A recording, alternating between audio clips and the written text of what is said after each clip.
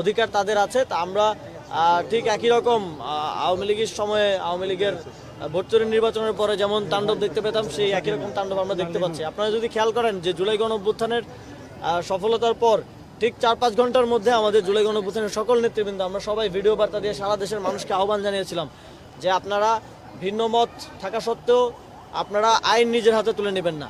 আপনারা যারা গণহত্যার সাথে জড়িত তাদেরকে পুলিশের হাতে তুলে দিন, তাদের বিরুদ্ধে কোনো ধরনের নিজেরা উদ্যোগী হয়ে ব্যবস্থা গ্রহণ করবেন না, তাদের বাড়ি ঘরে হামলা করবেন না। আপনারা সেটা দেখেছেন। আমরা এবং আমাদের নেতাকর্মীরা সারা দেশে জুলাই গণঅভ্যুত্থানের আমাদের সহযোদ্ধারা সারা দেশে এবং রাজনৈতিক দলগুলো থেকেও সারা দেশে নিরাপত্তা নিশ্চিত করার জন্য কিন্তু তারা কাজ করেছে। অথচ আমরা এখানে বিএনপিকে দেখলাম যে এক ধরনের চুপচাপ বসে থেকে তারা এটা এনজয় করছে, বিএনপির শীর্ষ নেতৃত্ব এনজয় করছে যে সারা দেশে ভিন্ন মতের উপর যে দমন পীড়ন চলছে। সুতরাং এটা চলতে থাকলে এটার পরিণতি কি হয় আমরা বিগত সময়ে দেখেছি, আমরা 2024 সালে দেখেছি।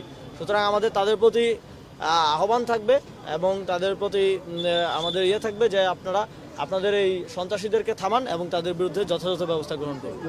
ঢাকা 8 আসনের ফলাফলে যে পুনরায় ভোট করানো হবে এরকম একটা কথা আমরা শুনলাম, পরে জানানো হলো যে সুযোগ নেই।